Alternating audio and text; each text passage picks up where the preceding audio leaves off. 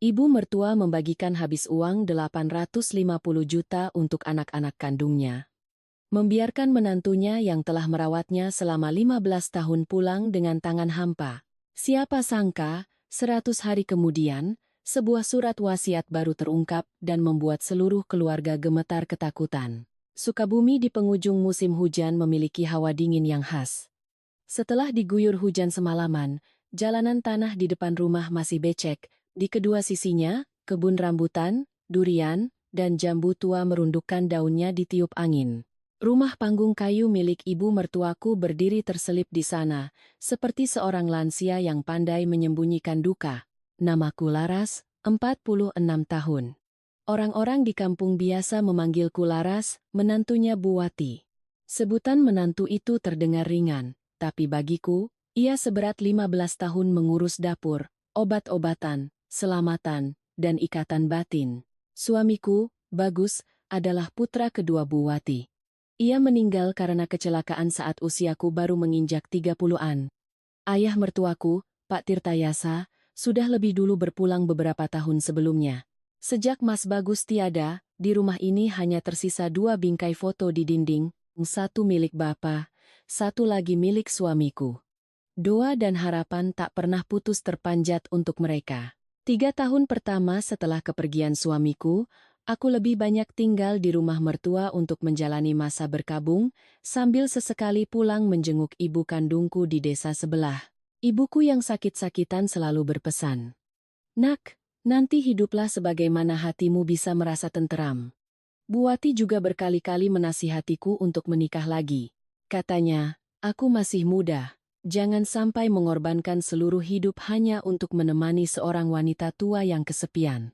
Lalu, ibu kandungku meninggal dunia. Malam hari setelah pemakaman, aku kembali ke rumah mertua dan mendapati Ibu Wati duduk sendirian di depan meja makan yang sudah dingin. Aku tidak lagi menangis untuk diriku sendiri, tapi untuk kami berdua. Dua wanita yang sama-sama kehilangan sandaran. Aku duduk di sampingnya, memanggil ibu dengan suara tercekat. Sejak hari itu, aku menetap sepenuhnya di rumah ini. Selama 15 tahun, aku tidak kaya, tapi tak pernah sekalipun aku menumpang hidup. Siang hari, aku menerima jahitan kebaya dan permak pakaian untuk para tetangga. Saat musim buah, aku ikut memetik rambutan dan mengemas durian untuk dikirim ke Tengkulak. Di waktu senggang, aku membuat kue bugis untuk dititipkan di warung Butini. Uangnya tidak seberapa, tapi cukup untuk memastikan kami berdua bisa makan nasi hangat setiap hari. Setiap pagi, aku bangun lebih awal untuk memasak sup ikan gabus untuk Bu Wati dan menyeduh segelas teh jahe karena perutnya sering kembung. Setelah itu, aku akan membersihkan foto Pak Tirtayasa dan Mas Bagus. Kadang, sambil menatap foto suamiku, aku berbisik, "Mas, tenang saja. Ibu masih sehat. Hanya saja suka menyembunyikan obat di bawah bantal, bikin aku pusing mencarinya." Bu Wati punya 4 orang anak. Mas Haryo, putra sulung, menjadi kontraktor di Jakarta. Mas Bagus adalah anak kedua. Adi, adiknya, bekerja sebagai staf kantor, dan Bimo adalah si bungsu. Semuanya sudah punya rumah, istri, anak, dan pekerjaan masing-masing. Aku tidak menyalahkan kesibukan mereka. Hanya saja, di hari peringatan kematian Bapak atau Mas Bagus, mereka seringkali hanya mengirim pesan singkat. Bu Wati sedih. Sore itu, hujan baru saja reda. Aku sedang menata acar untuk dijual menjelang Lebaran ketika telepon rumah berdering nyaring. "Laras, ya? Ibu sehat? Akhir pekan ini Mas, Mbak, sama Adi dan Bimo mau pulang jenguk ibu." Dengar-dengar tanah di kampung sekarang harganya mahal ya Ras? Tanganku terhenti. Di teras, Bu Wati yang sedang memetik sayuran, mendengar kata tanah, langsung mengangkat kepala dan menatapku. Sorot matanya tenang, tapi aku melihat ada kesedihan yang sangat dalam di sana. Aku menjawab pelan, "Iya Mas. Ibu sehat. Kalau mau pulang, Ibu pasti senang." Setelah telepon ditutup, aroma tanah basah sehabis hujan masih menguar dari halaman. Ibu meletakkan sayuran ke dalam keranjang dan berkata perlahan, "Sudah lama sekali mereka baru ingat jalan pulang ya Nak." Setelah mengucapkan itu, Ia diam-diam membawa keranjang sayur ke dapur. Aku berdiri di beranda, menatap punggungnya yang kurus, hatiku tiba-tiba terasa berat. Ada hal-hal yang kukira sudah terkubur oleh waktu, tapi hanya dengan satu panggilan telepon, satu kata tanah, satu pertanyaan dingin. Semua luka itu kembali terasa perih. 15 tahun lalu, saat Mas Bagus masih hidup, rumah ini tidak sesunyi sekarang. Ia sering duduk di bawah pohon jambu di halaman, memperbaiki pompa air tua sambil menggodaku. Laras, nanti kalau Mas kaya, Mas bangunkan dapur yang luas sekali biar kamu tidak marah-marah lagi kalau Mas menaruh barang sembarangan. Aku tertawa sambil mencubit lengannya. Mas mau kaya bagaimanapun boleh, asal jangan kaya dalam mimpi saja. Tapi dapur yang luas itu belum sempat dibangun, ia sudah pergi. Hari itu adalah sore dengan hujan deras. Mas Bagus mengendarai motor untuk mengantar beberapa karung pupuk ke desa tetangga. Jalanan licin, sebuah truk melaju kencang dari tikungan, orang-orang membawanya pulang dalam keadaan terbungkus jas hujan yang basah kuyup. Aku jatuh terduduk di halaman, sementara Ibu Wati terpaku di tiang rumah, mulutnya memanggil nama putranya tanpa suara. Setelah pemakaman, aku baru tahu bahwa aku hamil. Aku memeluk kabar itu seperti memeluk sebuah pelita kecil di tengah rumah yang gelap. Kupikir, setidaknya Mas Bagus masih meninggalkan secercah kehidupan untukku dan ibu. Tapi hidup terkadang begitu kejam. Musibah datang tak pernah sendiri. Sambil berkabung, aku harus bolak-balik merawat ibu kandungku yang sakit parah, tubuhku melemah tanpa kusadari. Suatu malam, perutku sakit luar biasa. Aku kehilangan anakku yang bahkan belum sempat terbentuk sempurna. Di rumah sakit, Bu Wati memelukku. Kami berdua menangis hingga suara kami serak. Ibu tidak menyalahkanku, hanya mengelus rambutku dan berkata, "Sudah, Nak, mungkin dia lebih sayang bapaknya, jadi ikut pergi lebih dulu. Kita yang masih hidup harus saling menguatkan." 3 tahun pertama, aku lebih banyak tinggal di rumah mertua. Pagi hari mengurus doa untuk Mas Bagus, sorenya naik ojek pulang ke desa untuk menjenguk ibuku. Saat itu, kondisi ibuku sudah sangat lemah, rambutnya rontok, tangannya gemetar hingga memegang gelas saja tumpah. Ia sering menatapku lama sekali, lalu berkata, "Laras, ibu hanya berharap kamu tidak mengikat hidupmu sendiri karena sebuah kewajiban. Dimanapun ada orang yang tulus menyayangimu, disitulah rumahmu." Ketika ibuku meninggal, aku merasa seperti kehilangan tali pegangan terakhir. Setelah pemakaman, aku kembali ke Sukabumi. Hari sudah gelap. Rumah kayu itu hanya diterangi lampu kuning temaram. Ibu Wati duduk di depan meja makan yang dingin, di hadapannya ada semangkuk sayur bening yang sudah tak beruap. Melihatku, ia buru-buru berdiri dan pura-pura tersenyum. "Kamu sudah pulang, Nak?" Ibu sisakan nasi. Tadi ibu sudah makan sedikit. Aku tahu ia belum makan sesuap pun. Malam itu, ia kembali menasihatiku untuk menikah lagi. "Laras, kamu sudah menjalankan kewajibanmu sebagai istri dengan sangat baik. Ibu ini sudah tua, hari ini sehat, besok sakit. Jangan korbankan masa mudamu demi ibu. Kalau nanti bertemu pria yang baik, menikahlah. Ibu tidak akan menyalahkanmu." Mendengar itu, air mataku mengalir deras. Aku berlutut di kakinya, menggenggam kedua tangannya yang keriput. Laras sudah kehilangan suami, kehilangan anak, sekarang kehilangan ibu kandung. Kalau ibu juga menyuruh Laras pergi, Laras harus kemana lagi? Izinkan Laras tetap di sini menjadi anak ibu, ya? Bu Wati menangis. Suara tangisnya pelan, tapi seolah jatuh hingga ke dasar hatiku.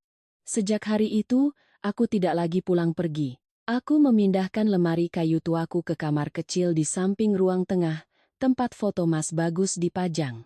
Tahun-tahun berikutnya, hidupku berjalan dengan sangat biasa. Pagi-pagi aku ke pasar mengambil bahan untuk menjahit kebaya pesanan tetangga. Siang hari aku memasak, kadang ikan mas arsik, kadang sayur asem dengan sambal terasi. Sore hari, aku membantu ibu mengumpulkan rambutan, memilah yang bagus untuk dijual ke tengkulak, sisanya dibuat manisan. Menjelang lebaran, aku membuat lontong dan lemper. Terkadang punggungku pegal sekali sampai saat berdiri tulangnya berbunyi. Aku akan bercanda dengan ibu. "Bu, Umurku baru 40-an tapi punggung sudah seperti mesin tua. Ibu akan tersenyum ompong dengan lembut. Ya istirahat saja, siapa yang memaksamu? Candaan-candaan kecil seperti itulah yang membuat rumah ini tidak terlalu dingin. Aku tidak menjadi kaya, tapi aku juga tidak pernah meminta uang pada Bu Wati. Uang yang kuperoleh tidak banyak, tapi cukup untuk membeli obat darah tinggi untuk ibu, mengganti tirai yang sudah usang, dan membeli bunga untuk ditaruh di dekat foto Mas Bagus setiap Jumat. Pernah suatu kali ibu sakit parah tengah malam. Aku menelepon Mas Haryo, Adi, dan Bimo, tak ada satupun yang mengangkat. Aku memakai jas hujan dan meminta bantuan Bu Tini untuk membawa ibu ke puskesmas. Di perjalanan, ibu menggenggam tanganku dan berbisik, ibu tidak melahirkanmu nak. Tapi kenapa saat ibu sakit, hanya ada kamu di samping ibu? Aku tak bisa menjawab, hanya bisa menggenggam tangannya lebih erat. 15 tahun menjadi menantu tanpa suami, aku mendengar berbagai macam gunjingan. Yang bersimpati mengatakan aku berbakti. Yang bermulut tajam mengatakan aku bodoh. Tapi bagiku, hidup ini bukan tentang siapa yang lebih pintar. Tapi tentang apakah saat kita berbaring di malam hari, hati kita bisa merasa damai. Mas Haryo adalah putra sulung Bu Wati. Dulu saat muda ia terkenal cerdas dan pandai bicara. Kemanapun pergi, ia selalu tampak seperti orang besar. Setelah sukses menjadi kontraktor di Jakarta, setiap kali pulang kampung ia selalu mengenakan kemeja licin, jam tangan berkilauan, dan mengendarai mobil yang saat diparkir di depan rumah membuat debu beterbangan. Orang luar mengira ia sangat sukses, tapi aku tahu ia punya sifat gengsi. Uangnya belum tentu banyak, tapi bicaranya selalu harus lebih tinggi dari orang lain. Istrinya, Mbak Ririn, cantik dan modis. Bicaranya manis seperti gula, tapi jika didengar baik-baik, ada rasa getir di ujungnya. Ia terbiasa hidup di kota. Pulang ke kampung selalu mengeluh panas, banyak nyamuk, dan jalanan becek. Pernah sekali ia masuk ke dapur, melihat tungku kayu milik Bu Wati, lalu tertawa. Ya ampun Bu, masih pakai beginian? Zaman sekarang orang tinggal pencet tombol, nasi sudah matang. Ibu hanya tersenyum lembut, sementara aku diam. Karena aku paham, ada orang yang bukan mengkritik dapurnya, tapi mengkritik seluruh cara hidup orang lain. Adi adalah anak ketiga. Ia lebih pendiam dari Mas Haryo. Tapi sifat pendiamnya itu seringkali seperti bayangan yang bersembunyi di belakang istrinya. Urusan besar dan kecil di keluarganya, semua diputuskan oleh Santi. Santi berjualan baju online, mulutnya selalu berkata, "Kita harus hitung-hitungan yang jelas ya, Mbak, biar tidak ada salah paham." Tapi setelah dihitung-hitung, keuntungan selalu lebih banyak berpihak padanya. Orang bilang madu manis bisa mematikan, tapi menurutku, ada madu yang tidak langsung membunuh, hanya membuat orang yang mendengarnya sesak perlahan. Lalu ada Bimo, si bungsu, luka paling lembut di hati Bu Wati. Sejak kecil ia paling dimanja. Ibu pernah cerita, waktu Bimo berumur 5 tahun, setiap kali ia menangis, sesi rumah panik seperti kehilangan emas. Saat dewasa, ia terbiasa dibujuk, terbiasa meminta dan selalu diberi. Awalnya hanya suka sabung ayam, lalu merembet ke judi bola, hingga berutang di mana-mana. Setiap kali kehabisan uang, ia akan menelepon dengan suara memelas, "Bu, tolong Bimo kali ini saja." Besok Bimo janji berhenti. Kali ini saja itu berlanjut dari tahun ke tahun. Ketiga anak kandung ibu selalu punya alasan untuk tidak hadir. Mas Haryo sibuk dengan proyek. Adi sibuk di kantor. Bimo sibuk mencari jalan bisnis. Tapi yang terlihat hanya ibu yang terus kehilangan uang. Aku tak bisa menyalahkan siapapun. Aku hanya menantu. Bicara keras dianggap kurang ajar, bicara lembut dianggap angin lalu. Pernah suatu tahun Bu Wati kena serangan jantung menjelang subuh. Aku menelepon Mas Haryo, nomornya tidak aktif. Menelepon Adi, Santi yang mengangkat, "Mbak Laras bawa ibu ke rumah sakit dulu saja, besok pagi kami pikirkan." Menelepon Bimo, terdengar suara musik keras di seberang sana, lalu telepon ditutup. Malam itu, aku dan Bu Tini memapah ibu naik ojek ke rumah sakit kabupaten. Ibu berbaring di brangkar, Tangannya terus memegangi ujung bajuku seolah takut aku menghilang. Saat tahlilan untuk Pak Tirtayasa pun begitu. Aku bangun jam 4 pagi, merendam beras, memasak rendang, membuat sayur lodeh, dan urap ayam suwir karena almarhum ayah mertuaku suka sekali masakan itu. Bu Wati duduk mengunyah sirih, matanya terus memandang ke arah gerbang. Menjelang siang, Mas Haryo mengirim pesan. Bu, Haryo sibuk tanda tangan kontrak, titip doa saja ya. Adi mentransfer sedikit uang untuk membeli bunga, Bimo baru sore hari mengirim pesan. Bu, Bimo doakan dari jauh ya. Bu Wati selesai membaca pesan, tangannya gemetar saat meletakkan ponsel. Aku pura-pura sibuk membereskan piring agar ibu tidak melihat mataku yang memerah. Hidangan tahlilan hari itu lengkap, hanya kurang suara anak cucu yang duduk mengelilingi meja. Asap dupa mengepul, tapi rumah terasa begitu sepi sampai suara cicak di dinding terdengar jelas. Bu Tini yang membantuku mencuci piring berbisik. Laras, hidup ini memang aneh ya. Ikatan darah belum tentu lebih berharga dari orang yang memasakkan kita semangkuk bubur saat sakit. Anak kandung kalau hatinya jauh, ya sama saja seperti nasi dingin di waktu hujan. Aku tersenyum sedih. Bu, jangan keras-keras, nanti ibu dengar. Bu Tini menghela napas. Sudah lama dia merasa sedih, Nak. Tapi Bu Wati tidak pernah sekalipun menyalahkan anak-anaknya di hadapanku. Ia hanya sering berkata, mereka sudah punya keluarga sendiri, kita jangan merepotkan. Tapi aku tahu, orang tua tidak takut kekurangan uang, mereka lebih takut dilupakan. Satu panggilan telepon menanyakan, ibu sudah makan? Terkadang lebih hangat dari amplop yang dikirim saat lebaran. Akhir tahun itu, kampung kami mulai ramai dengan isu pelebaran jalan. Katanya, jalan tanah di depan rumah Bu Wati akan diperlebar untuk menghubungkan ke komplek perumahan baru. Para calo tanah seliweran naik motor, berhenti di depan gerbang. Memandangi kebun rambutan, lalu bertanya basa-basi. Suatu hari Bu Tini mampir, belum sempat minum sudah berkata, Laras, tanah rumah ibumu itu lokasinya strategis sekali. Hati-hati, angin belum bertiup, badai sudah datang duluan ke halaman. Aku menatap barisan pohon jambu tua di ujung kebun, hatiku tiba-tiba terasa berat seolah ada sebongkah batu diletakkan di atasnya. Sejak Bu Tini mengingatkan soal tanah yang masuk rencana tata kota, rumah Bu Wati tak lagi setenang dulu. Pagi hari saat aku menyapu halaman, sudah ada beberapa orang asing yang melambatkan motornya di depan gerbang. Mereka tidak bertanya mau membeli buah, juga tidak mampir minta minum seperti musafir. Mereka hanya menatap kebun, menunjuk-nunjuk barisan pohon rambutan, lalu berbisik seolah sedang menaksir harga setiap pohonnya. Ibu duduk di kursi rotan di teras, tangannya memutar tasbih, matanya mengikuti mereka. Ibu tidak berkata apa-apa, tapi aku tahu hatinya sudah terusik. Kebun ini bukan sekadar tanah. Ini adalah keringat almarhum Pak Tirtayasa. Ini adalah musim demi musim di mana mereka berdua berhemat membeli pupuk dan mengangkut air. Pohon durian di belakang rumah ditanam sendiri oleh Mas Bagus saat kami baru menikah. Setiap kali pohon itu berbunga, ibu akan menatapnya lama sekali, seolah melihat bayangan putranya di sana. Menjelang siang, seorang pria berkemeja Hawaii dengan rambut disisir klimis berhenti di depan gerbang. Ia memperkenalkan diri sebagai Joko, atau biasa dipanggil Joko Sertifikat, spesialis jual beli tanah.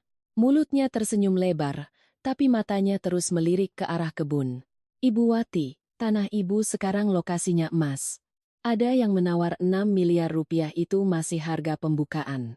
Nanti kalau jalan sudah jadi, perumahan dibangun, yang mau beli pasti antre. Bu Wati meletakkan cangkir tehnya, suaranya perlahan. Saya sudah tua, tidak butuh uang banyak. Tempat ini untuk mendoakan almarhum suami dan anak saya. Joko tertawa. Ibu ini ada-ada saja. Zaman sekarang, tanah didiamkan itu sama saja uang tidur. Kalau dijual, ibu pegang uang miliaran, mau makan apa saja bisa, mau jalan-jalan kemana saja bisa. Daripada mengurus pohon-pohon tua ini, nanti daunnya rontok malah merepotkan. Aku mendengarnya dengan kesal.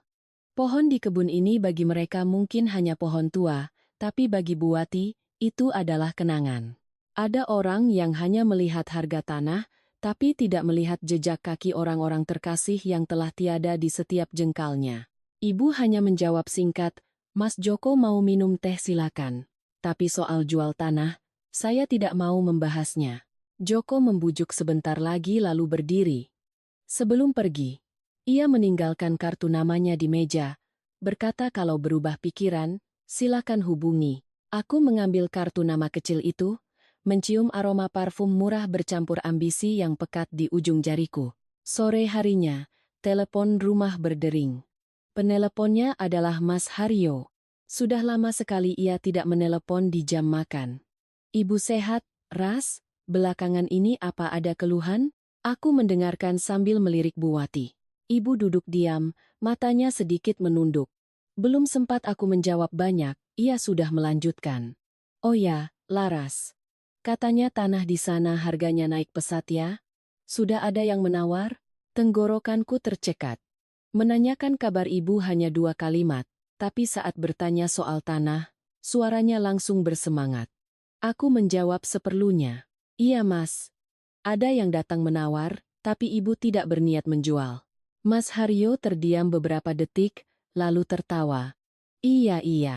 Urusan besar harus dibicarakan sekeluarga. Biar nanti Mas pulang baru kita bahas." Malamnya, Adi mengirim pesan padaku. Pesannya lebih panjang dari biasanya. "Mbak Laras, ibu sehat? Sudah lama aku kangen masakan ikan arsik ibu. Akhir pekan ini mungkin aku dan Santi mampir." Belum sempat hatiku merasa hangat, baris berikutnya muncul. "Dengar-dengar tanah kita harganya bagus. Mbak tolong awasi ya, jangan sampai ibu dibujuk orang luar." Aku menghela napas. Orang luar yang dimaksud dalam pesan itu, aku paham. Mungkin di mata mereka, aku juga orang luar. Lebih larut lagi, Bimo menelepon. Suaranya terdengar tergesa-gesa, di belakangnya terdengar suara bising seperti di warung kopi. "Mbak Laras, ibu sudah tidur? Coba tanyakan ke ibu. Tanah kita ditawar berapa? Kalau bisa dijual kan bagus. Ibu sudah tua, buat apa menyimpan tanah, bikin capek saja."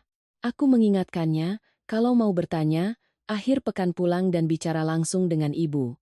Malam sudah larut, ibu sudah istirahat, ia tertawa kering. "Mbak ini kaku sekali.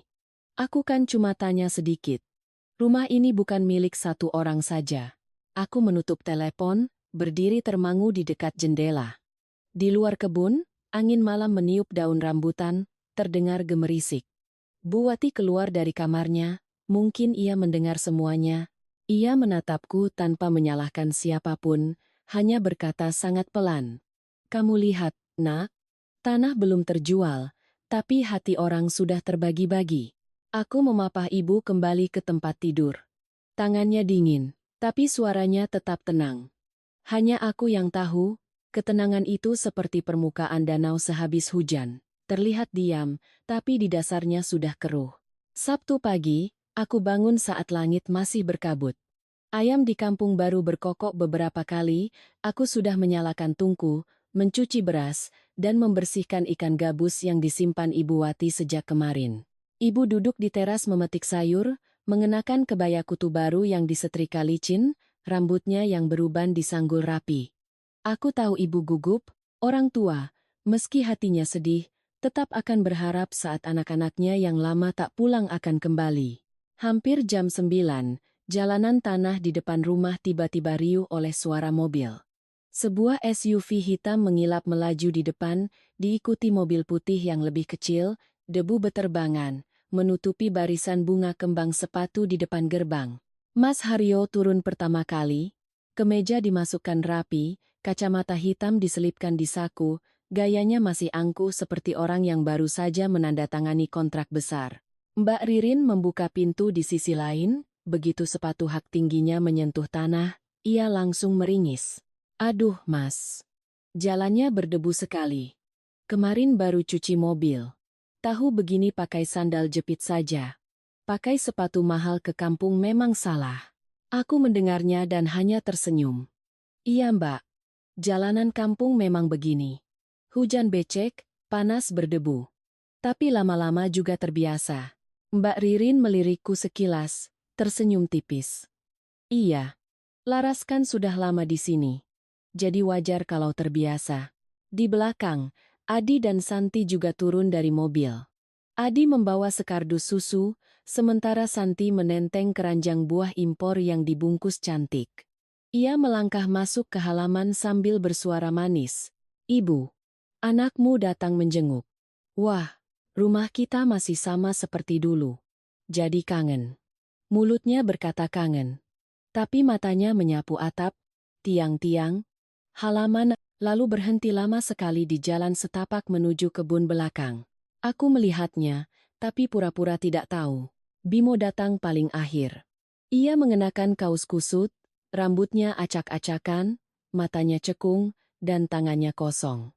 Melihat Bu Wati berdiri, ia buru-buru tersenyum. "Ibu sehat?" "Maaf, Bimo pulangnya buru-buru, jadi tidak sempat beli apa-apa." Bu Wati melembutkan suaranya. "Kamu pulang saja sudah cukup." Meski berkata begitu, aku melihat tangannya sedikit gemetar saat menarik kursi untuk anak-anaknya. 15 tahun di sisinya, aku paham setiap helaan napasnya. Ibu tidak butuh oleh-oleh mahal. Ia hanya butuh mereka pulang dengan hati yang tulus. Aku masuk ke dapur menyiapkan makanan. Hidangan hari itu ada ikan gabus pucung, sayur asem, lalapan dengan sambal terasi, dan urap ayam suwir karena dulu Mas Bagus suka sekali masakan itu. Aku memasak seolah ini adalah hari reuni yang sesungguhnya, meskipun hatiku terasa mengganjal. Seluruh keluarga duduk mengelilingi meja. Bu Wati menyendokkan sepotong ikan untuk Mas Haryo, mengambilkan sayur untuk Adi, lalu bertanya pada Bimo apakah ia suka. Mbak Ririn memegang sendok, mengaduk-aduk nasinya, lalu berkata pelan tapi cukup untuk didengar semua orang. "Bu, makan santan begini tidak bagus. Di kota, orang-orang sudah makan makanan sehat semua. Masakan ini terlalu berminyak." Santi langsung menimpali. "Iya Bu, sayur asemnya enak, tapi rasanya agak kampungan. Sesekali makan sih tidak apa-apa, tapi kalau tinggal di sini terus, sepertinya saya tidak akan betah." Aku menunduk, menuangkan kuah sayur ke mangkuk ibu tanpa menjawab. Ibu meletakkan sendoknya, memandang berkeliling ke arah anak-anaknya, lalu berkata perlahan, "Masakan kampung begini, tapi dulu kalian berebut sampai ke dasar panci. 15 tahun ini, dapur ini bisa terus mengepul itu berkat Laras. Ibu sakit, dia yang memasak bubur. Ibu demam, dia yang membuatkan obat. Selamatan juga dia yang mengurus seorang diri." Suasana menjadi canggung. Mas Haryo berdeham pelan. Adi menunduk melanjutkan makannya. Bimo asik dengan ponsel di bawah meja. Mbak Ririn tertawa. Tawa yang ringan tapi tajam. "Ibu bicara begitu kasihan kami. Laras merawat ibu, tentu saja kami berterima kasih. Tapi kalau dipikir-pikir lagi, dia tinggal di sini kan juga dapat tempat tinggal, kebun, makan terjamin. Saling bantu saja. Kan?" Tanganku yang sedang mengambilkan ikan untuk ibu tiba-tiba berhenti di udara. Tenggorokanku tercekat, tapi aku tetap meletakkan potongan ikan itu ke mangkuk ibu seolah tidak mendengar apa-apa. Di dunia ini, ada kata-kata yang tidak diucapkan dengan keras, tapi lebih menyakitkan dari tamparan.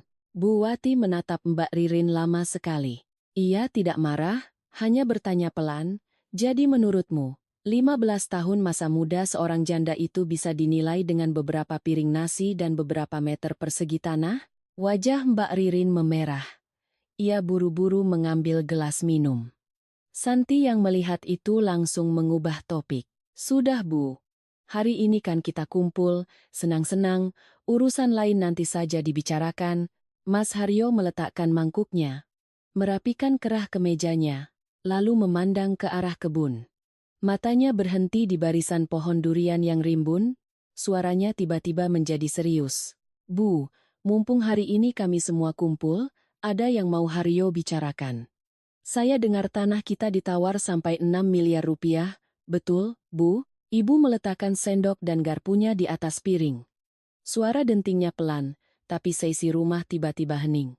Mas Haryo masih menatap ibu, wajahnya serius seperti sedang rapat proyek. "Bu, saya bicara ini bukan karena serakah. Ibu sudah tua. Tinggal di rumah kayu begini. Kalau hujan bocor, panas pengap, Kami sebagai anak tidak tega. Jual saja tanahnya, nanti ibu pindah ke Jakarta tinggal bersama kami. Di rumah saya ada kamar sendiri, ada AC, ada lift. Ibu tidak akan capek lagi. Mbak Ririn langsung mengangguk. Betul itu, Bu. Orang tua zaman sekarang harus hidup modern. Buat apa mempertahankan kebun? Ibu ikut kami, pagi-pagi minum susu almond, sore jalan-jalan di taman, lebih enak daripada di sini. Aku mendengarnya dan hatiku terasa dingin. 15 tahun Ibu Wati menderita sakit pinggang, insomnia, dan darah tinggi, tak pernah sekalipun ku dengar ada yang mengajak ibu tinggal bersama. Sekarang saat tanahnya berharga, tiba-tiba semua orang menjadi begitu sayang pada ibu. Adi ikut bicara, suaranya lebih pelan tapi penuh perhitungan. Bu, apa yang dikatakan Mas Haryo ada benarnya. Tanah kalau didiamkan ya hanya jadi tanah. Kalau dijual, uangnya dibagi, ibu pegang bagian paling besar untuk hari tua, kami adik-adiknya bisa dapat modal usaha. Nanti kalau kami sukses, kan bisa merawat ibu lebih baik lagi. Santi yang sedang mengambil sayur mendongak.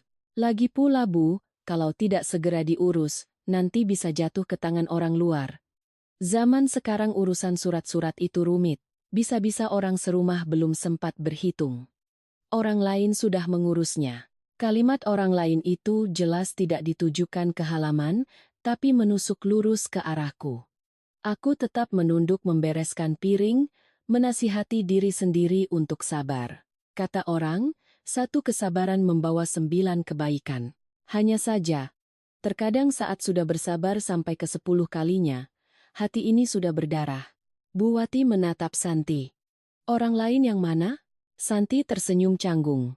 Ya, maksud saya secara umum saja, Bu. Keluarga kita kan besar, urusan tanah harus jelas. Jangan sampai orang yang tidak sedarah memegang kunci, memegang surat-surat, nanti kalau ada apa-apa jadi susah.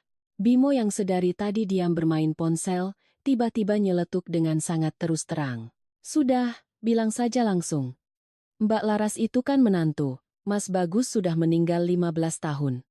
Mbak tinggal di sini kami hargai, tapi urusan tanah ibu, tolong jangan ikut campur. Rumah ini bukan tidak punya anak kandung. Tanganku gemetar hebat. Mangkuk sambal di tanganku nyaris tumpah. Sejak Mas Bagus meninggal, aku sudah mendengar banyak ucapan kejam dari orang lain. Tapi mendengarnya langsung dari adik iparku sendiri, di hadapan ibu, di depan foto suamiku, hatiku tetap sakit seperti diremas. Mbak Ririn yang mendapat angin, meletakkan gelasnya. Suaranya manis tapi tajam. Bimo bicaranya memang belak-belakan, tapi tidak salah. Laras masih muda tapi setia selama 15 tahun, siapapun yang dengar pasti salut. Tapi salut itu satu hal, harta keluarga suami itu hal lain. Jangan sampai nanti orang-orang bilang menantu janda menumpang di rumah mertua lalu dapat bagian lebih banyak dari anak kandung. Kan tidak enak didengar. Bu Wati tiba-tiba menggenggam tanganku di bawah meja. Tangannya yang kurus dan penuh urat itu mencengkeram sangat kuat. Aku tahu ibu sedang marah. Ririn, panggil ibu perlahan. Kamu bilang Laras menumpang di rumah ini. Kalau begitu, ibu tanya. Waktu ibu dirawat di rumah sakit tengah malam, siapa yang menandatangani surat-suratnya? Waktu selamatan bapakmu. Siapa yang bangun dari subuh untuk memasak? Waktu Bagus meninggal. Siapa yang membersihkan fotonya selama 15 tahun tanpa pernah absen satu Jumat pun? Mbak Ririn terdiam. Bibirnya terkatup rapat. Ibu menoleh pada Bimo. Dan kamu bilang kakak iparmu jangan ikut campur.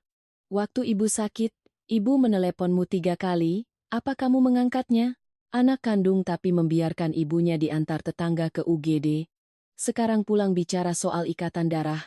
Apa kamu tidak merasa malu? Wajah Bimo memerah. Ibu jangan mengungkit-ungkit masa lalu terus. Aku kan juga punya kehidupan sendiri. Mas Haryo buru-buru menengahi dengan suara lebih tinggi. Sudah Bu. Kami tidak menyangkal jasa Laras.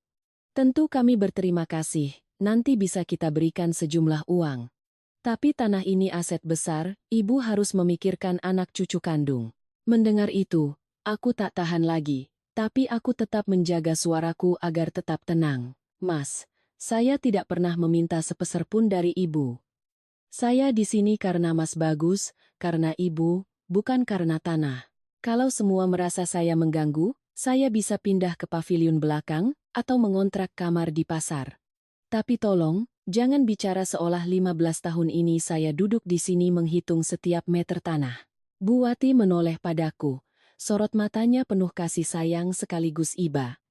Ia menatap anak-anaknya, suaranya merendah. Manusia itu lebih berharga karena perasaannya, bukan karena sertifikat tanahnya. Tanah dijual, uangnya akan habis. Tapi kata-kata tak berperasaan yang diucapkan, mungkin seumur hidup tidak akan bisa diperbaiki. Makanan di meja mendingin. Ikan di piring masih tersisa separuh.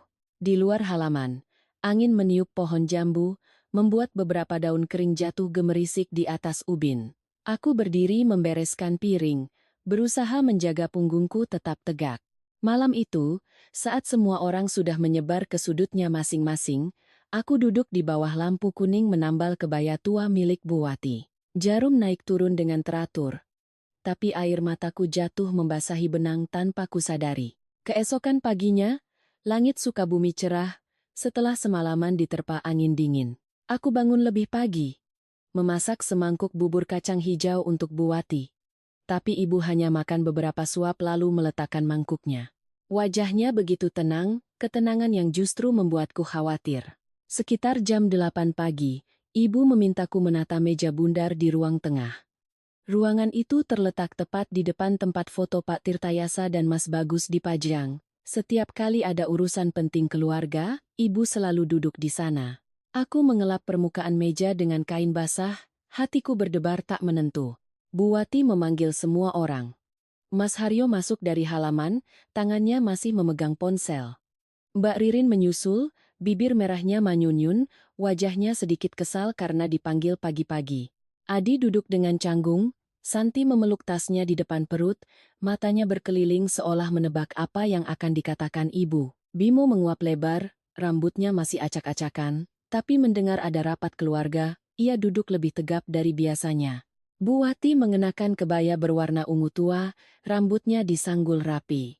Tangannya memegang sebuah kunci kecil. Ibu membungkuk, menarik sebuah kotak kayu tua dari bawah lemari. Itu adalah kotak yang dibuat oleh almarhum Pak Tirtayasa, warnanya sudah menghitam dimakan usia. Aku berdiri di dekat pintu dapur, melihat ibu membuka tutup kotak itu, jantungku berdebar lebih lambat. Di dalamnya bukan sertifikat tanah seperti yang diharapkan banyak orang, melainkan beberapa buku tabungan, surat-surat lama, dan tumpukan uang yang diikat rapi dengan karet. Ibu berkata, "Semalam ibu sudah berpikir. Apa yang kalian katakan ada benarnya. Ibu sudah tua, menyimpan uang juga tidak akan dibawa mati. Hari ini, ibu mau membagikan sebagian untuk kalian, agar yang sedang kesulitan bisa memakainya." Mata Mbak Ririn langsung berbinar. Santi sontak duduk tegak. Mas Haryo pura-pura tenang, tapi tangannya yang sedang mengetik di ponsel tiba-tiba berhenti. Ibu mengeluarkan 3 amplop besar dan meletakkannya di atas meja. Haryo, Adi, Bimo, masing-masing 280 juta rupiah. Bimo nyaris melompat dari kursinya. Banyak sekali, Bu. Ibu menatapnya, suaranya datar. Uang ini dari tabungan pensiun ibu, uang asuransi kematian bapak kalian dulu, dan hasil penjualan buah dari kebun selama beberapa musim, ibu kumpulkan sedikit demi sedikit. Ini bukan uang yang jatuh dari langit. Mas Haryo mengambil amplopnya, wajahnya sempat gembira, lalu ia berusaha menahannya. Ibu memikirkan kami sejauh ini. Tentu uang ini akan kami pakai untuk modal, bukan untuk foya-foya. Mbak Ririn tersenyum lembut. Ibu memang paling sayang anak cucu. Kalau ada modal begini, usaha Mas Haryo pasti lebih lancar. Adi menerima bagiannya dengan kedua tangan, berterima kasih dengan suara lirih. Santi berdiri di sampingnya, matanya terpaku pada amplop seolah takut ada yang mengambilnya. Bimo tak perlu ditanya lagi, senyumnya merekah lebar seperti orang yang baru saja menang lotre. Aku melihat mereka semua dan teringat ucapan ibu dulu, uang itu tidak jahat, yang jahat adalah hati manusia yang memandang sesamanya lewat uang. Lalu, Mbak Ririn melirik ke arahku. Lirikan yang sekilas, tapi cukup tajam. Lalu, bagaimana dengan Laras, Bu? Bu Wati menoleh padaku. Ruangan itu tiba-tiba hening. Santi menggigit bibir, menunggu reaksiku. Bimo bersandar di kursi, wajahnya menunjukkan kepuasan yang sulit disembunyikan. Ibu berkata perlahan, Laras tidak mendapat bagian dari uang ini. Aku mendengar setiap katanya dengan jelas. Anehnya, hatiku tidak sakit karena tidak diberi uang, tapi sakit karena melihat ibu harus menggunakan cara seperti ini untuk menguji anak-anaknya. Aku menunduk, kedua tanganku saling bertautan. Mbak Ririn tertawa kecil. Ibu adil, begitu memang seharusnya. Apa yang menjadi hak, ya haknya. Laras kan orangnya pengertian, pasti tidak akan sedih. Santi menimpali. Iya, Mbak Laras kan tinggal dengan ibu karena ikatan batin. Soal uang pasti Mbak tidak akan ambil pusing. Ucapan Santi terdengar manis, tapi rasa manisnya membuat gigi ngilu. Bu Wati menatapku lama sekali, lalu bertanya, Laras, apa kamu kecewa pada ibu? Aku mendekat, menuangkan air hangat ke cangkir teh ibu. Aku bicara perlahan agar setiap orang di ruangan itu bisa mendengarnya dengan jelas. Tidak, Bu. Laras tinggal bersama ibu bukan untuk menunggu amplop.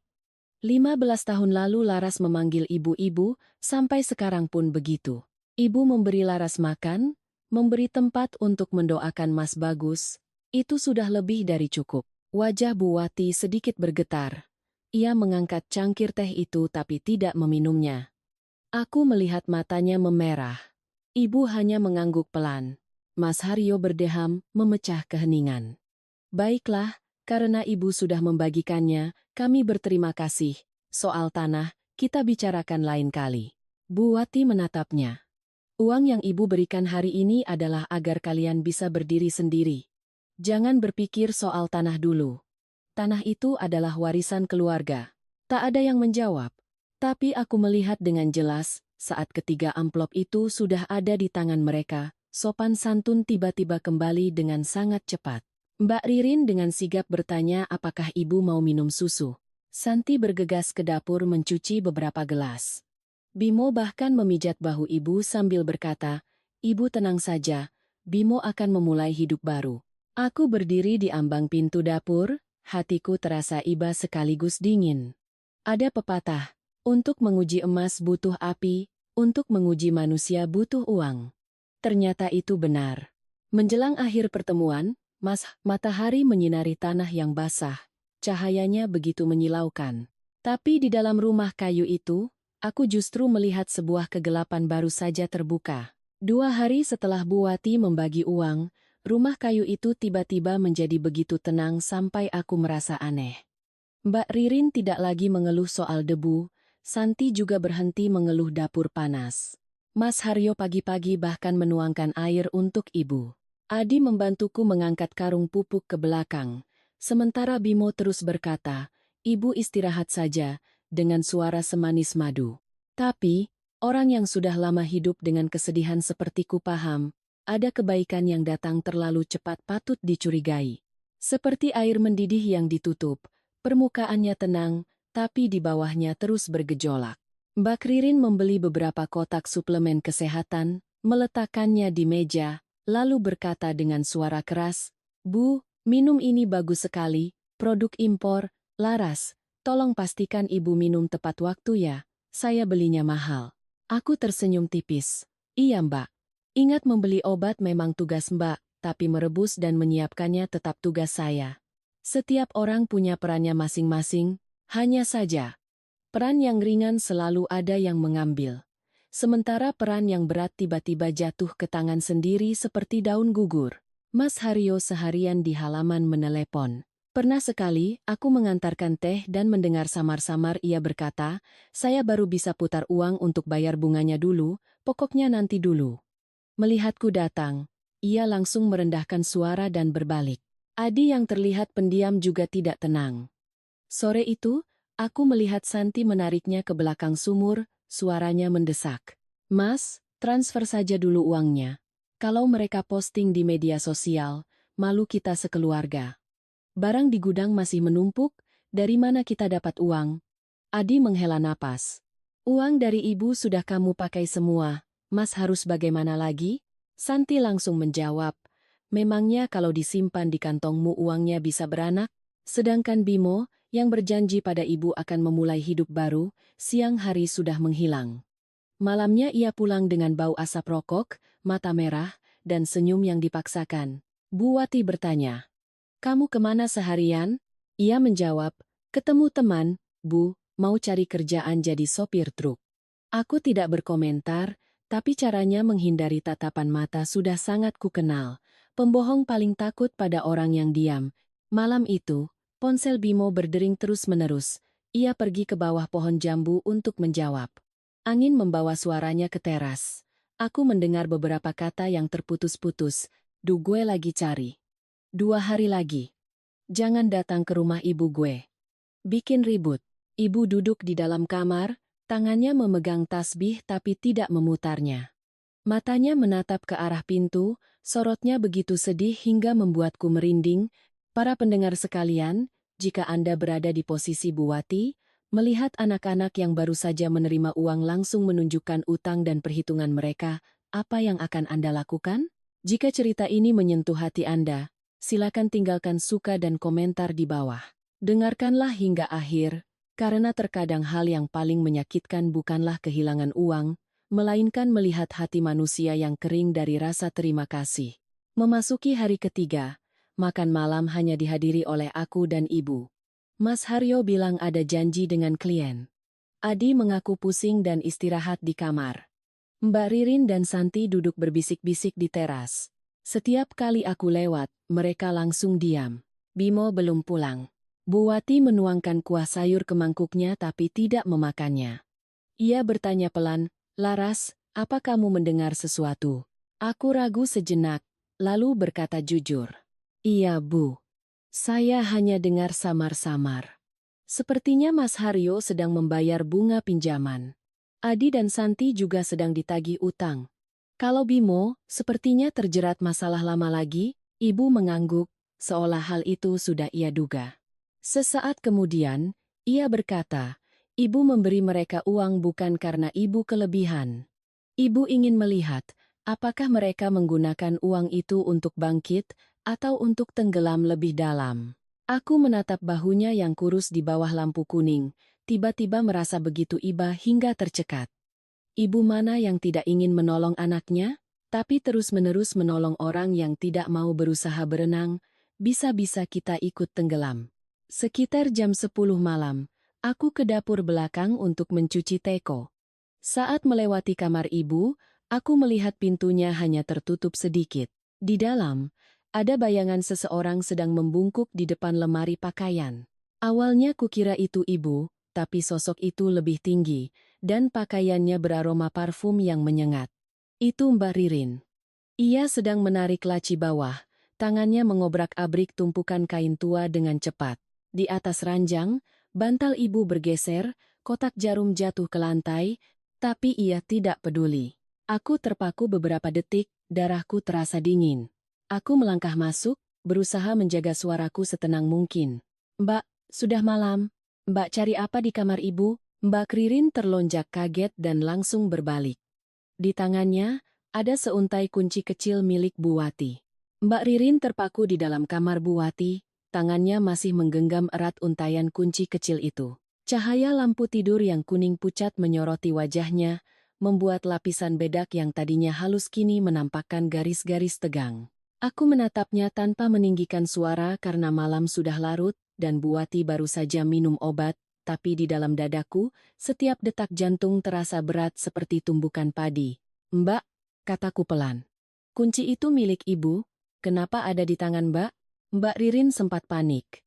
Tapi dengan cepat ia kembali tenang. Ia tertawa sinis. Meletakkan kunci itu di tepi ranjang, seolah baru saja memungutnya dari halaman. Kamu ini kenapa tegang sekali Laras? Mbak lihat kamar ibu agak berantakan, jadi Mbak bantu bereskan. Kuncinya jatuh di bawah bantal, ya Mbak ambil saja. Aku melihat sekeliling. Laci lemari terbuka, pakaian di dalamnya acak-acakan, kotak jarum jatuh di lantai, dan bantal ibu miring ke satu sisi. Jika itu yang disebut membereskan, mungkin kucing milik Butini juga bisa melakukannya. Aku membungkuk, mengambil kotak jarum itu, membersihkannya, lalu meletakkannya kembali di atas meja. Kalau mau membereskan kamar, sebaiknya izin dulu sama ibu. Kamar orang tua, apalagi yang menyimpan surat-surat dan obat-obatan, kalau kita sembarangan sentuh, nanti ibu bisa khawatir. Wajah Mbak Ririn berubah masam. Ia mendekatiku. Suaranya merendah tapi setiap katanya setajam jarum.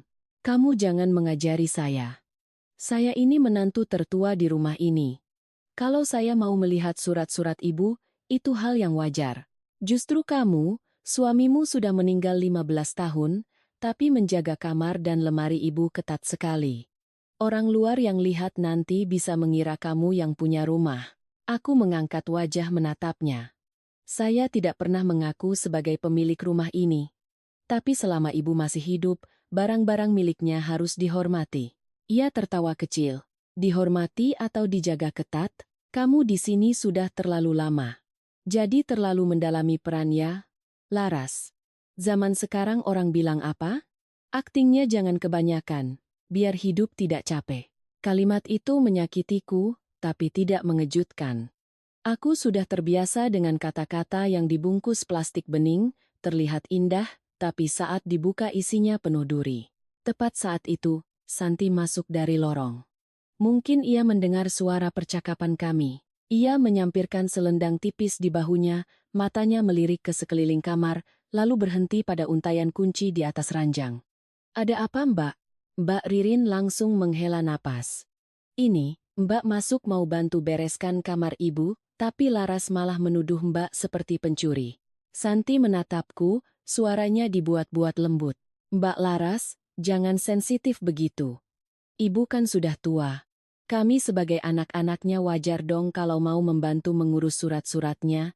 Kalau Mbak menjaganya seketat ini, nanti orang lain malah berpikir Mbak takut kami mengetahui sesuatu. Aku berdiri di antara mereka berdua, kamar kecil ini tiba-tiba terasa begitu sesak. Satu orang bicara dengan nada menantu tertua, satu lagi dengan nada adik ipar yang pengertian, tapi maksudnya sama. Aku adalah orang luar yang mencoba menjaga sesuatu yang bukan milikku. Baru saja aku hendak menjawab, dari belakang terdengar suara batuk. Ibu Wati berdiri di ambang pintu, tangannya berpegangan pada kusen. Entah sejak kapan ia terbangun. Wajahnya pucat, tapi matanya sangat jernih. Ia melihat laci yang diobrak-abrik, kunci di atas ranjang, lalu menatap Mbak Ririn. Ririn, kamu cari apa di kamar ibu? Wajah Mbak Ririn memucat, tapi ia masih berusaha tersenyum. Iya, Bu. Tadi Ririn lihat kamarnya agak berantakan, jadi, ibu memotongnya, suaranya tidak keras tapi dingin. Ibu tanya, kamu cari apa? Ruangan itu hening. Santi menunduk, tak berani bicara lagi. Mbak Ririn menggigit bibir, lalu nekat. Saya hanya mau melihat surat-surat ibu, biar nanti kami sebagai anak bisa lebih mudah mengurusnya. Ibu kan sudah tua, kadang suka lupa. Kalau kami tidak bertanya, bagaimana kami bisa tahu? Bu Wati melangkah perlahan ke dalam kamar. Ia mengambil untaian kunci itu, mengelapnya pelan ke ujung kebayanya seolah sedang membersihkan debu tak kasat mata. Ibu memang sudah tua, tapi belum pikun. Soal surat-surat, kalau ibu mau ada yang melihatnya, ibu akan memberikannya sendiri. Mas Haryo yang mendengar keributan ikut mendekat. Ia melihat Mbak Ririn, lalu aku, dan langsung membela. Bu, mungkin Ririn hanya khawatir. Laras juga berlebihan, masalah kecil dibuat besar. Ibu menoleh padanya, bertanya dengan sangat pelan. Kalau ini masalah kecil, kenapa istrimu harus menggeledah kamar ibu tengah malam? Mas Haryo terdiam. Wajah Mbak Ririn memerah, ia mengambil tasnya dan langsung keluar. Suara sandalnya yang mengetuk lantai terdengar begitu keras. Santi juga diam-diam menyusul. Aku tetap di sana, merasa kasihan pada ibu sekaligus lelah luar biasa. Ibu menutup sendiri setiap laci lemarinya. Setelah selesai, ia menarikku duduk di teras. Malam di Sukabumi begitu sunyi, hanya suara jangkrik yang terdengar dari semak-semak. Ibu menatap halaman yang gelap dan berkata perlahan, Keserakahan itu tidak datang dengan berteriak, "Nak." Ia datang mengendap-endap seperti kucing mencuri ikan. Begitu kita lengah, ia akan membawa lari seluruh martabat keluarga. Aku menuangkan secangkir air hangat untuknya. Ibu minum seteguk, lalu memasukkan untayan kunci itu ke dalam saku kebayanya, tepat di dekat dadanya. Keesokan paginya, saat aku baru selesai menyapu daun jambu di halaman, sebuah motor merah berhenti di depan gerbang. Orang yang turun adalah Joko Sertifikat. Kemeja Hawaiinya licin, tangannya membawa map kulit, mulutnya tersenyum ramah seolah sudah akrab. Mas Haryo bergegas keluar dari rumah untuk menyambutnya. Mbak Ririn berdiri di balik pintu, sorot matanya masih menunjukkan kekesalan sejak semalam. Joko melangkah masuk ke halaman dengan santai seperti tamu lama. Mas Haryo membukakan gerbang, senyumnya lebih lebar dari saat ia baru pulang menjenguk ibu. Mbak Ririn berdiri di balik pintu, tangannya bersedekap, matanya melirik cepat ke arah kamar ibu, lalu ke map kulit di tangan Joko. "Ibu di mana, Laras?" tanya Mas Haryo, suaranya dibuat senormal mungkin. Aku yang sedang menyapu di teras menjawab, "Ibu di dapur belakang, sedang memilah daun cincau untuk dibuat minuman." Mas Haryo mengangguk, lalu menoleh pada Joko. "Masuk dulu, minum teh." Joko tertawa lebar.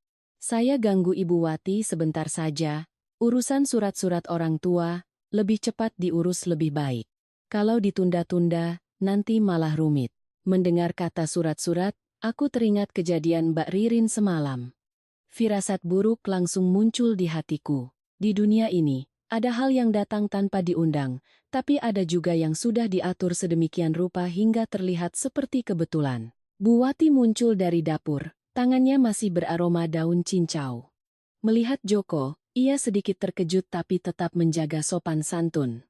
"Mas Joko datang mau menawar tanah lagi?" Joko buru-buru melambaikan tangan. "Oh, tidak Bu.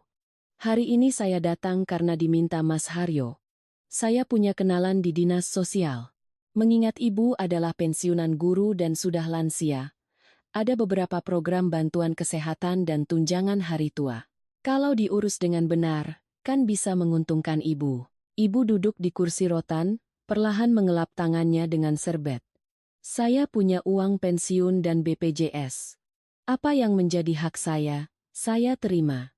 Saya tidak mau mengurus yang aneh-aneh." Mas Haryo buru-buru menimpali. "Bu, ini bukan aneh-aneh. Mas Joko ini tahu prosedurnya. Dia membantu kita. Ibu jangan terlalu kaku. Zaman sekarang kalau tidak paham surat-surat bisa rugi." Joko membuka mapnya dan mengeluarkan setumpuk berkas yang dijepit rapi. Di bagian paling atas ada beberapa fotokopi KTP, formulir pemeriksaan kesehatan lansia, dan surat permohonan verifikasi status pensiunan guru, sepintas. Tidak ada yang mencurigakan. Mbak Ririn duduk di samping Mas Haryo, suaranya melembut. "Ibu tanda tangani saja surat-surat ini biar praktis. Nanti kalau ada tunjangan apa-apa, biar kami yang mengambilkannya. Ibu tidak perlu bolak-balik ke kantor, capek." Santi muncul dari dapur membawa teko teh.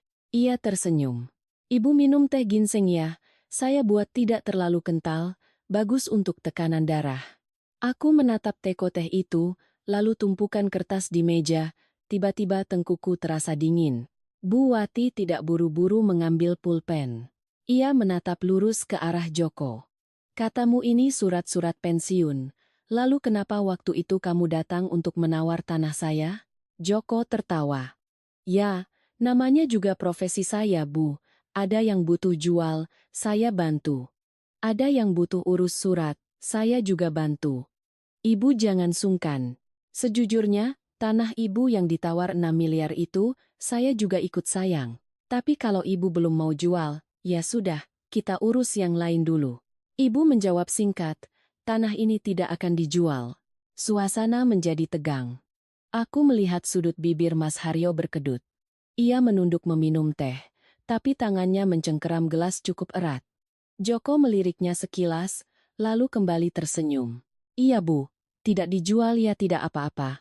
Tapi Ibu kan sudah sepuh, urusan aset sebaiknya ada surat kuah, maksud saya, surat penunjukan wakil untuk membantu urusan administrasi, agar nanti anak-anak Ibu lebih mudah mengurusnya." Aku mendengar kata, kuasa yang diucapkan lalu seolah ditelan kembali. Kecurigaanku semakin besar. Bu Wati juga mendengarnya. Ia menatap Joko, sorot matanya lebih tajam dari sebelumnya. Surat apapun yang perlu ditandatangani, taruh di situ. Saya mau baca dulu. Saya tidak akan menandatangani apa yang tidak saya mengerti. Mbak Ririn tertawa kecil. Namanya juga pensiunan guru, teliti sekali. Tapi surat-surat pemerintah, kan isinya bahasa hukum semua, Bu. Dibaca juga pusing. Mas Joko sudah periksa, Mas Haryo juga sudah lihat, Ibu masih takut apa lagi? Ibu meletakkan tangannya di atas tumpukan berkas itu, mendorongnya pelan ke tengah meja. Saya tidak takut, tapi ini tanda tangan saya harus tahu di bawahnya ada tulisan apa. Aku membungkuk, pura-pura mengambil serbet yang jatuh di dekat pintu, tapi mataku tetap waspada. Di dalam tumpukan berkas itu, ada selembar kertas yang diselipkan di tengah. Ujung atasnya hanya memperlihatkan beberapa kata, surat kuasa penuh. Jantungku berdebar kencang. Belum sempat aku melihat lebih jelas, Mbak Ririn sudah dengan cepat melipat kembali berkas itu. Sudah, biar ibu istirahat dulu. Belum ditandatangani juga tidak apa-apa.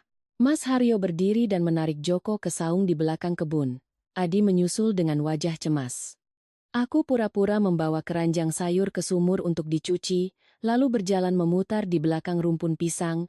Angin meniup atap saung, suara percakapan mereka terdengar samar. Joko merendahkan suara, Ibu Wati masih waspada sekali, tidak akan mudah. Harus dibuat situasinya mendesak, baru disodorkan suratnya. Asal beliau tanda tangan satu kali saja, semua beres. Mas Haryo menjawab sangat pelan, tapi cukup untuk kudengar. Yang penting jangan sampai Laras tahu. Anak itu merepotkan sekali. Aku berdiri di balik rumpun pisang, tanganku mencengkeram erat keranjang sayur. Air sumur yang meluap terasa dingin di sela-sela jari, tapi tidak sedingin niat jahat yang kini begitu jelas di kepalaku. Mereka pulang bukan untuk mengurus pensiun ibu. Mereka pulang untuk mengambil tanda tangan terakhir di atas tanah yang telah ibu jaga seumur hidupnya. Aku kembali ke dapur dengan keranjang sayur yang masih basah, berusaha menjaga wajahku tetap normal. Di dalam rumah, Mbak Ririn sedang berbicara dengan Bu Wati dengan suara semanis gula. Santi sibuk di dapur, menyenandungkan lagu kecil seolah sedang gembira merawat ibu mertuanya. Tapi setelah mendengar percakapan di saung tadi, aku tidak lagi bisa mempercayai senyum manapun di rumah ini. Santi mengambil cangkir keramik putih yang biasa dipakai Bu Wati, menuangkan teh ginseng dari termos.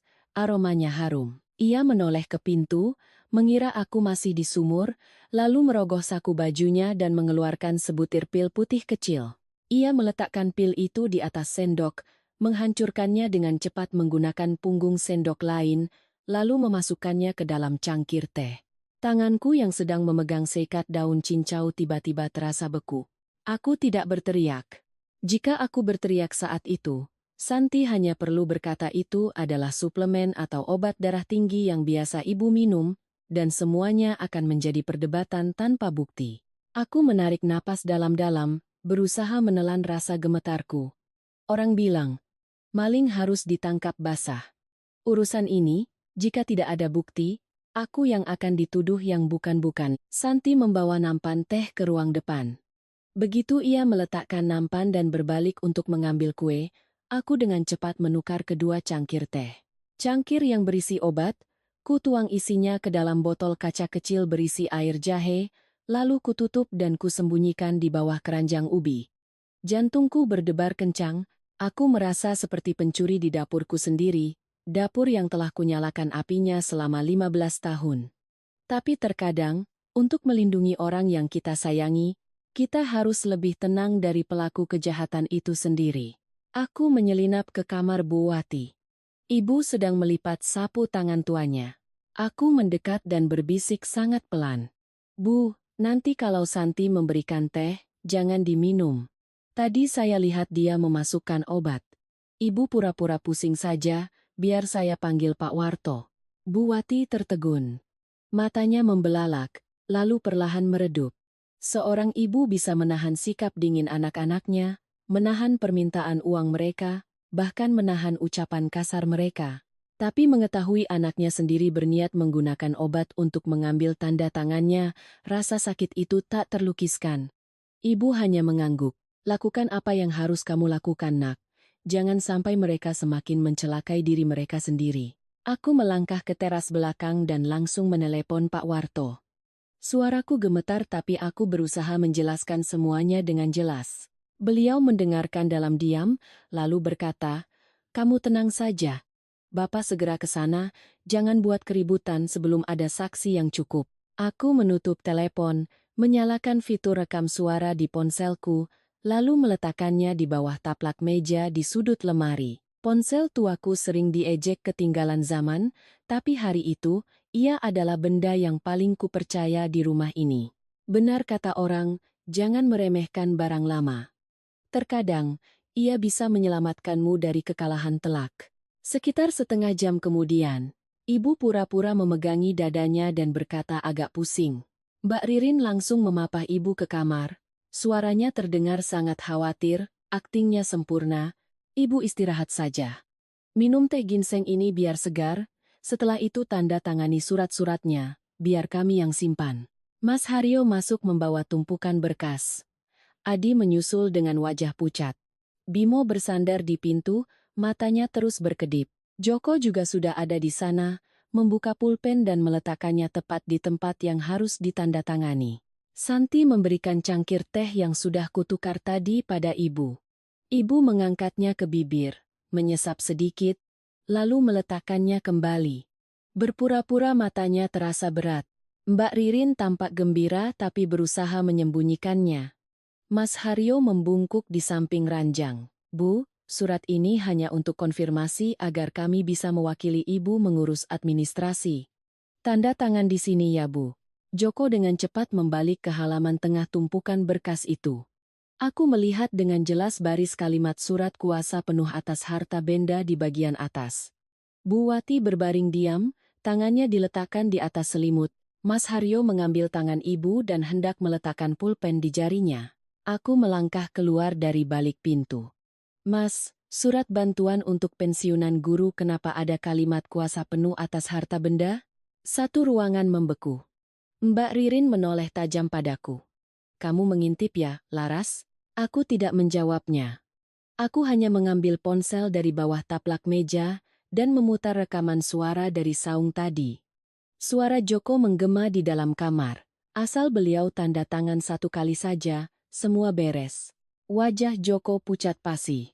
Adi mundur setengah langkah. Santi menjatuhkan tutup toples kue ke lantai. Aku meletakkan botol kaca berisi teh yang mengandung obat di atas meja, dan ini adalah teh yang tadi Santi buatkan untuk ibu. Kalau kalian bilang ini suplemen, nanti setelah Pak Warto datang, kita bisa bawa untuk diperiksa. Tepat saat itu, dari halaman terdengar suara Pak Warto. Saya sudah datang. Siapapun yang punya surat-surat, biarkan saja di atas meja, jangan ada yang menyimpannya. Bu Wati perlahan duduk. Ia mengambil cangkir teh di meja, menatap satu persatu anaknya. Tak ada satupun yang berani menatap balik mata ibu. Lalu ibu menyiramkan seluruh isi cangkir teh itu ke lantai. Air teh yang berwarna kuning pucat itu menyebar di bawah cahaya lampu, seperti warna terakhir dari sebuah kepercayaan yang baru saja diinjak-injak oleh anak kandungnya sendiri. Pak Warto melangkah masuk ke dalam kamar. Kemeja lusuhnya masih basah oleh gerimis di luar. Beliau tidak banyak bicara, hanya menarik kursi dan duduk di dekat meja, matanya menatap tumpukan berkas, botol teh, dan wajah-wajah yang memucat karena tertangkap basah. Joko sertifikat adalah yang pertama kali sadar. Ia buru-buru mengumpulkan kertas-kertasnya, mulutnya tersenyum kaku. Wah, sepertinya ada salah paham. Saya kan hanya membantu urusan administrasi Ibu Wati, tidak ada urusan tanah. Pak Warto meletakkan telapak tangannya yang kapalan di atas tumpukan kertas itu, suaranya tegas. Biarkan saja di situ. Orang benar tidak akan takut suratnya dilihat. Joko terdiam, mulutnya yang biasanya licin kini kaku. Mbak Ririn langsung menoleh padaku. Wajahnya merah padam. Entah karena malu atau marah. Ini semua pasti rekayasa Laras. Dia yang merekam. Dia yang menukar teh. Dia yang mengintai di rumah ini. Bu, sadarlah. Ibu sudah dipengaruhinya. Santi ikut menimpali, suaranya bergetar tapi tetap tajam. Betul, Bu. Mbak Laras di sini sudah lama, memegang semua kunci, obat, dan surat. Kami baru pulang beberapa hari sudah dicap sebagai orang jahat. Coba ibu pikir, siapa yang paling diuntungkan jika ibu curiga pada anak kandung? Aku berdiri di samping ranjang Bu Wati, kedua tanganku terasa dingin. Aku ingin bicara, tapi ibu memberiku isyarat mata untuk diam. Sorot matanya tidak lagi lemah, sedih tapi sangat jernih. Mas Haryo menarik napas dalam-dalam, lalu berkata dengan nada berat. Bu, sejujurnya, pikiran ibu sudah tidak sejernih dulu. Ibu terlalu banyak mendengar Laras. Dia tinggal bersama ibu setiap hari, apapun yang dikatakannya ibu percaya. Kami ini anak kandung, tidak mungkin kami mencelakai ibu. Bu Wati menatapnya lama sekali. Lalu surat kuasa ini siapa yang membawanya? Mas Haryo terdiam. Joko meliriknya, keringat dingin mulai membasahi pelipisnya. Bimo tiba-tiba menggebrak pinggir ranjang, tidak keras tapi cukup membuat seisi ruangan kaget. Sudah, ibu bela saja terus Mbak Laras. Kalau Memero, Bu Wati memejamkan mata. Aku melihat bibirnya bergetar.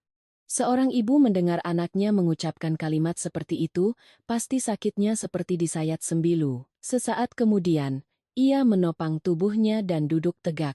Ia menyuruhku. Laras, ambilkan ibu buku bersampul biru di laci meja foto. Aku menurut. Buku itu sudah sangat tua, sampulnya usang di bagian sudut. Aku pernah melihat ibu menulis di dalamnya, tapi tak pernah bertanya. Ibu membuka halaman demi halaman, suaranya pelan tapi jelas. Haryo, waktu kamu membuka usahamu, ibu memberimu 350 juta untuk membeli mesin molen. Waktu proyekmu macet, ibu menjual hasil panen durian semusim, memberimu lagi 120 juta. Waktu Ririn melahirkan cucu pertama, ibu mengirimkan perhiasan dan uang. Apa kamu masih ingat? Mas Haryo menunduk. Mbak Ririn menggigit bibir. Ibu membalik halaman lain. Adi, waktu kamu menikah, bapakmu masih hidup? Hampir semua biaya ditanggung keluarga kita.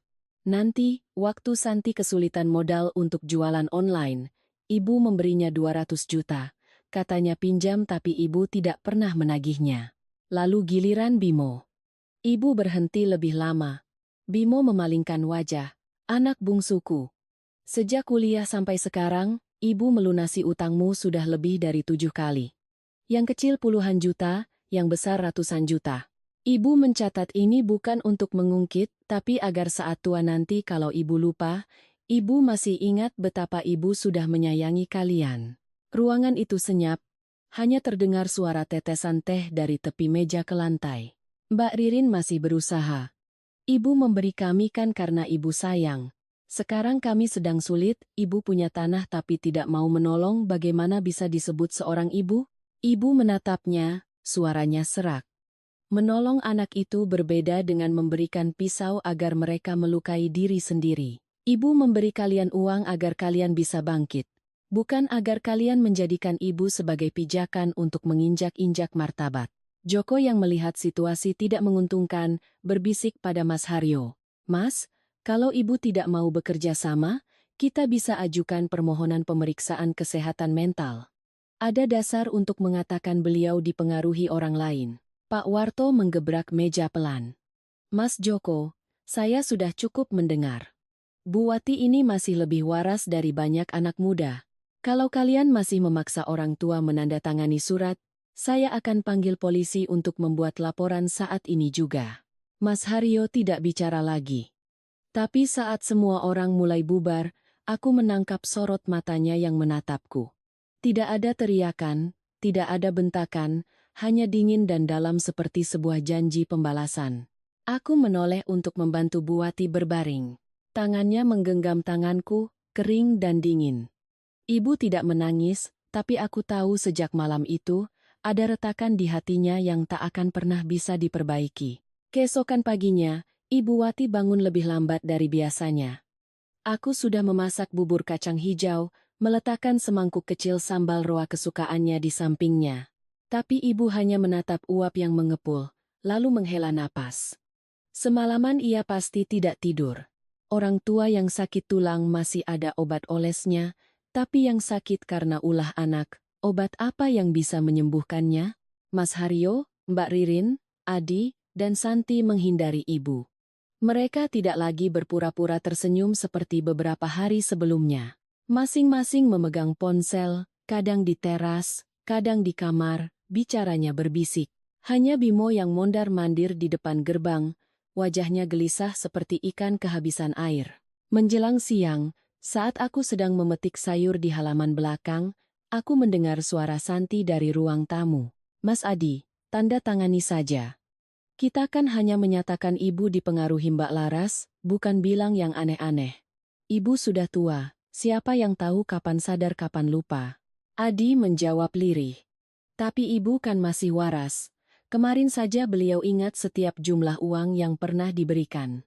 Santi membentak pelan. Waras tapi membiarkan menantu janda memegang semua kunci dan surat-surat? Kalau Mas tidak mau tanda tangan, nanti kalau kita tidak dapat bagian, jangan salahkan aku. Aku berdiri di balik dinding.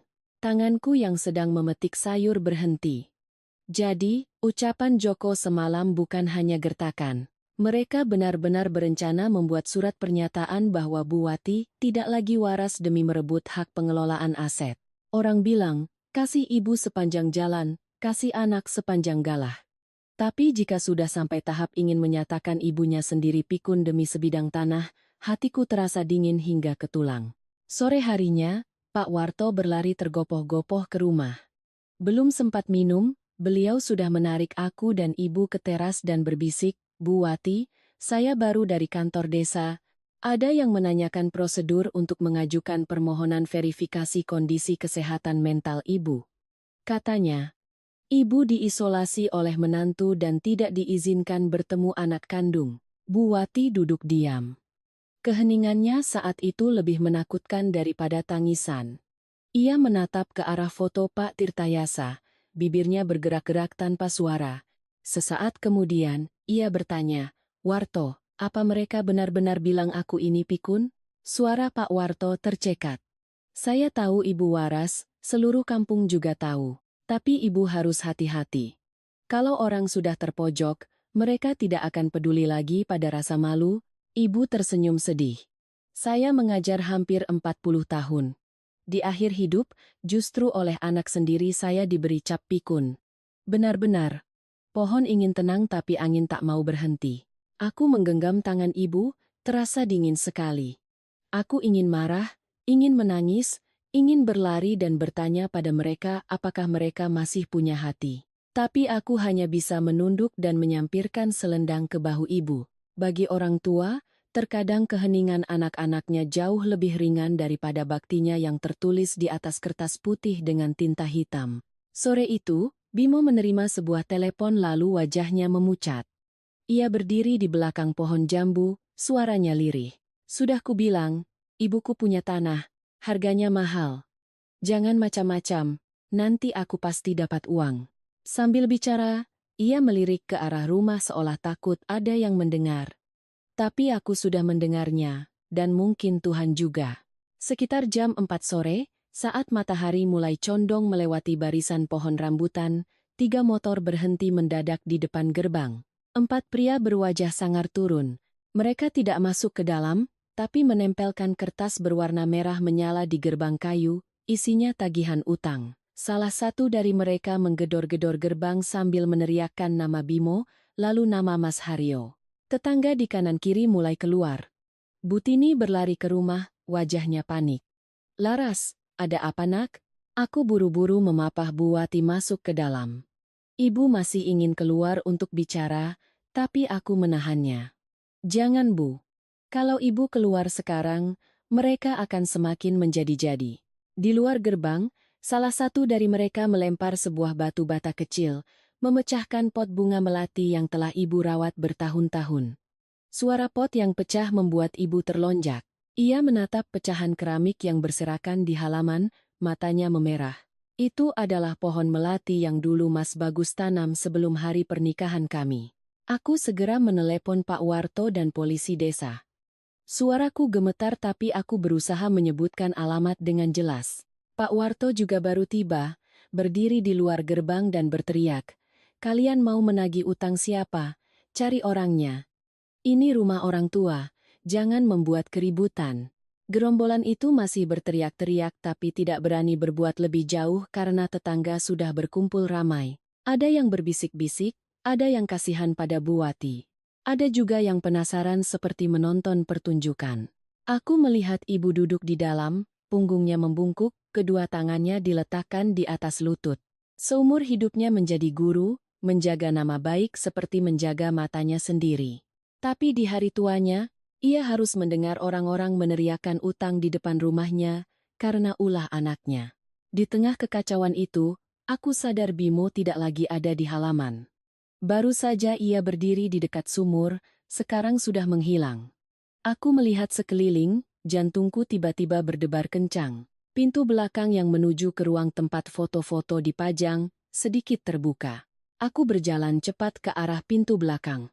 Semakin dekat ke ruangan itu, jantungku semakin berdebar kencang. Di dalam rumah, suara orang-orang di luar gerbang masih bercampur dengan suara Pak Warto yang menenangkan. Suara Butini yang meminta tetangga untuk mundur.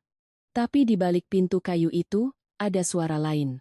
Suara perabotan yang digeser pelan, suara laci yang ditarik lalu ditutup tergesa-gesa. Aku mendorong pintu dan masuk. Bimo sedang berlutut di bawah meja foto, kedua tangannya mengobrak-abrik laci kayu tua. Taplak meja tersingkap, tempat dupa jatuh ke lantai, beberapa batang dupa patah berserakan. Keringat membasahi pelipisnya, matanya merah karena ketakutan dan putus asa. "Bimo," panggilku, suaraku bergetar karena marah. "Apa yang kamu lakukan? Ini tempat foto Bapak dan Mas Bagus." Ia terkejut dan menoleh, tapi tidak berhenti. "Mbak jangan ikut campur. Aku tahu ibu menyembunyikan surat-surat di kotak kayu ini, jangan halangi aku." Aku melangkah maju, berdiri di depan laci itu. "Sertifikat tidak ada di sini? Kalaupun ada, kamu tidak boleh mengobrak-abrik tempat ini seperti ini?" Ia tertawa kering, tawa orang yang sudah kalah telak. "Kalau tidak di sini, lalu di mana? Mbak yang simpan, kan? Mbak di rumah ini sudah 15 tahun? Kunci mana yang Mbak tidak tahu? Tempat mana yang Mbak tidak hafal? Jangan pura-pura lagi." Aku menatap foto Mas Bagus di dalam bingkai kaca. Ia masih tersenyum lembut seperti dulu. Tenggorokanku tiba-tiba tercekat. "Kamu butuh uang, bicaralah pada ibu, jangan sentuh tempat ini." Bimo menepis tanganku, tidak begitu keras hingga aku jatuh, tapi cukup membuatku mundur selangkah. Ia membungkuk dan menarik kuat kotak kayu di bawah meja. Kotak itu tersangkut di kaki meja, ditarik-tarik tidak bisa keluar. Dalam keadaan panik, ia menarik taplak meja dengan kasar. Semua terjadi dalam sekejap. Tempat dupa milik Mas Bagus miring, abunya tumpah membentuk garis kelabu di atas meja, lalu jatuh ke lantai keramik. Bingkai fotonya meluncur dari rak, menghantam lantai. Suara kaca pecah yang kering dan pelan itu seolah merobek jantungku. Aku terpaku. Di luar sana, orang bisa menggedor gerbang, menempelkan surat utang, berteriak-teriak. Aku masih bisa menahannya. Tapi di ruangan ini, tempatku berdoa selama 15 tahun, tempatku menitipkan sisa hidupku pada setiap doa, Bimo justru menumpahkan tempat dupa milik kakak kandungnya sendiri. Aku berlutut, memungut bingkai foto Mas Bagus. Pecahan kaca membuat ujung jariku perih, tapi aku tidak peduli. Aku mengusap debu dari wajahnya di foto dengan ujung bajuku, air mata jatuh membasahi bingkai kayu. "Bimo," kataku dengan suara tercekat, "Mas Bagus sudah berpulang 15 tahun. Dia tidak pernah berebut 1 rupiah pun denganmu, tidak pernah menyusahkanmu. Kenapa hari ini kamu tega menumpahkan abunya hanya karena selembar sertifikat itu?" Bimo berdiri terengah-engah. Ia melihat abu yang tumpah dan sempat tertegun. Tapi kemudian, rasa takut pada penagih utang, keinginan akan uang, dan keputusasaan orang yang terpojok, mengalahkan segalanya. Ia menunjukku, suaranya parau, "Mbak jangan pakai nama Mas Bagus untuk mengajari saya. Dia sudah meninggal, orang mati tahu apa? Saya ini masih hidup. Saya sedang dikejar utang. Ibu menyimpan rumah ini, menjaga tempat ini, memangnya bisa menolong siapa? Mbak itu cuma menantu janda, untuk apa mempertahankan rumah ini? Atau Mbak juga menunggu sampai ibu tiada, agar bisa menguasai semuanya? Setiap kata-katanya menghantam telingaku, lebih sakit dari pecahan kaca yang mengiris tanganku. Aku memeluk erat bingkai foto Mas Bagus, tak ingin berdebat lagi. Dengan orang yang sudah meletakkan uang di atas segalanya, menasihatinya dengan akal sehat hanya akan sia-sia. Tepat saat itu, dari arah pintu terdengar suara tongkat kayu yang diketukkan ke lantai. Bu Wati berdiri di sana. Entah sejak kapan ia sudah mendengar. Wajahnya pucat pasi, matanya tidak menatapku atau Bimo lebih dulu. Ia menatap abu yang tumpah, menatap jejak kelabu di lantai, lalu menatap foto Mas Bagus di tanganku. Seluruh tubuhnya gemetar, tapi ia tidak menangis keras. Ia melangkah perlahan masuk ke dalam ruangan. Aku buru-buru berdiri untuk memapahnya, tapi ia menepis tanganku. Ia membungkuk, dengan tangannya sendiri memunguti abu yang tumpah dan meletakkannya kembali ke dalam piring kecil. Tangannya yang keriput itu gemetar hebat hingga abunya berceceran di atas kebayanya. Bimo tergagap. Bu. Bimo cuma cari surat. Tidak sengaja. Ibu mengangkat kepala menatapnya. Sorot matanya saat itu membuatku merinding. Bukan marah. Bukan benci. Melainkan kekecewaan yang sudah mengeringkan semua air mata. Bimo. Ia memanggil nama anak bungsunya. Suaranya serak. Ibu masih bisa memaafkan utang-utangmu. Ibu masih bisa memaafkan ucapan kasarmu. Tapi kamu, demi uang, merusak tempat berdoa bapakmu, menjatuhkan foto kakakmu, lalu berkata orang mati tidak tahu apa-apa. Ibu sudah tidak tahu lagi harus mengajarimu apa. Bimo menunduk tapi masih belum melepaskan kotak kayu itu. Bu Wati menatap kotak di tangan anaknya dan berkata-kata demi kata, letakkan. Bimo ragu. Ibu menopang tubuhnya dengan tongkat, berdiri lebih tegak. Ibu bilang, letakkan. Kali ini, Bimo melepaskan tangannya. Kotak kayu itu jatuh ke lantai dengan bunyi buk yang pelan. Aku melangkah maju, mengambilnya dan memeluknya. Tapi ibu memintaku meletakkannya di atas meja, tidak perlu disembunyikan lagi. Mungkin pada detik itu, ibu sudah sadar. Terus menyembunyikannya hanya akan membuat keserakahan menggali lebih dalam. Di luar, suara polisi desa sudah terdengar di depan gerbang. Gerombolan penagih utang mulai diam.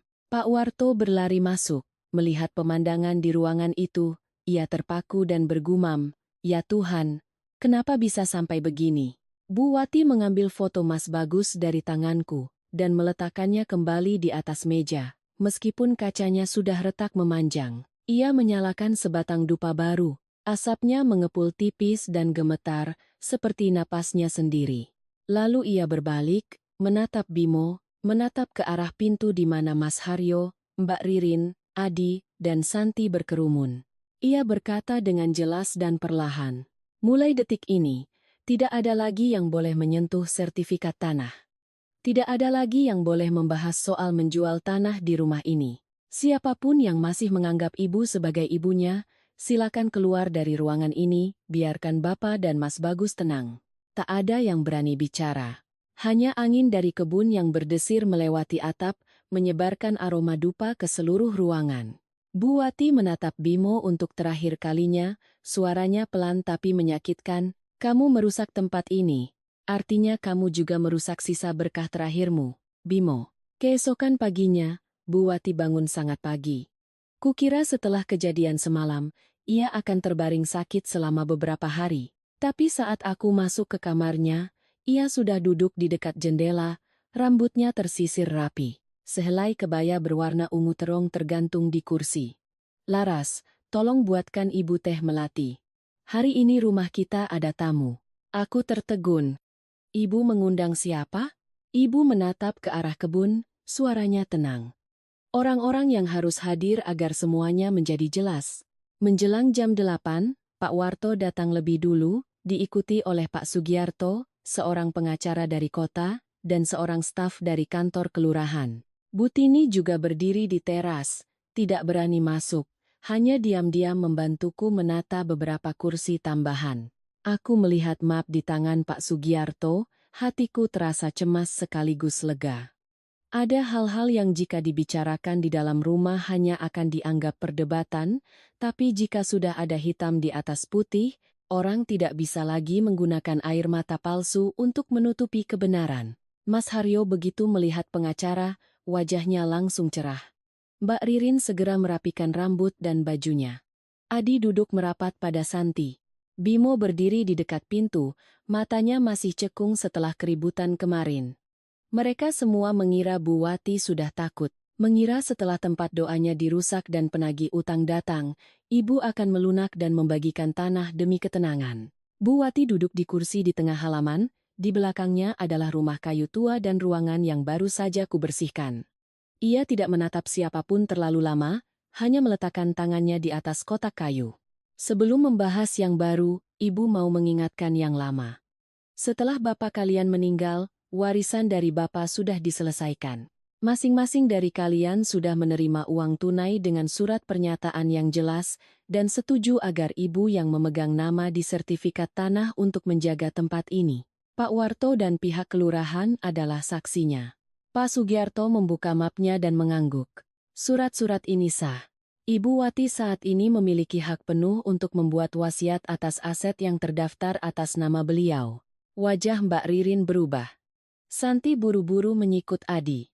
Mas Haryo membeku, mungkin tak menyangka ibu menyimpan semua dokumen dari bertahun-tahun lalu. Bu Wati mengeluarkan selembar kertas yang sudah menguning. Ini adalah surat wasiat yang lama. Dulu, ibu berniat membagi tanah ini untuk kalian semua. Karena ibu pikir, bagaimanapun kalian adalah darah daging ibu. Ia berhenti sejenak, matanya menyapu setiap wajah. Tapi, ibu sudah melihat cukup. Setelah berkata begitu, ibu merobek surat wasiat lama itu menjadi 2, lalu 4. Suara kertas yang disobek terdengar kering di tengah keheningan halaman. Mbak Ririn melompat berdiri. Bu, ibu tega sekali pada kami. Ibu mengangkat wajah. Suaranya tidak meninggi. Tega itu menyodorkan surat kuasa saat ibu pura-pura sakit. Tega itu menuduh ibu pikun demi merebut tanah. Atau tega itu menumpahkan abu saudara kandungmu sendiri? Tak ada yang bisa menjawab. Pak Sugiarto membacakan isi surat wasiat yang baru. Sebidang tanah di bagian depan yang menghadap ke jalan, dihibahkan oleh Bu Wati, kepada Yayasan Pendidikan Desa untuk membangun perpustakaan kecil dan dana beasiswa bagi anak-anak kurang mampu. Bagian rumah kayu, ruang doa, dan kebun warisan sisanya, diserahkan pengelolaannya kepadaku, untuk merawat ibu di hari tuanya, dan menjaga doa bagi almarhum Pak Tirtayasa dan Mas Bagus. Mendengar namaku disebut, aku terkejut. Aku berlutut di samping ibu. Bu, saya tidak bisa menerimanya. Saya tinggal bersama ibu bukan karena tanah. Kalau begini, nanti orang-orang akan benar-benar mengatakan saya menantu yang menunggu warisan. Ibu meletakkan tangannya di bahuku. Ibu tidak memberikannya padamu untuk dijual. Ibu menyerahkannya padamu untuk dijaga.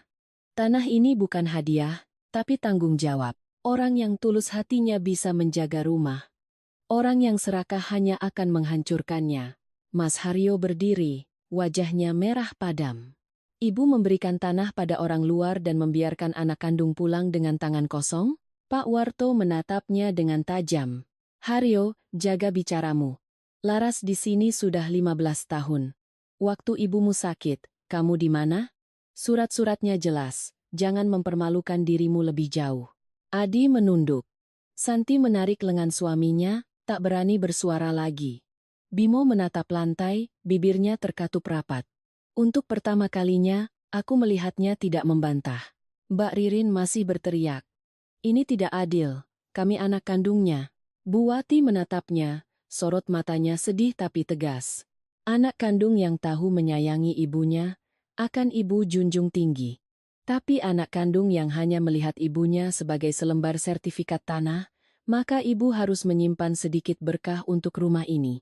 Angin dari kebun bertiup, menerbangkan sobekan surat wasiat lama di bawah meja.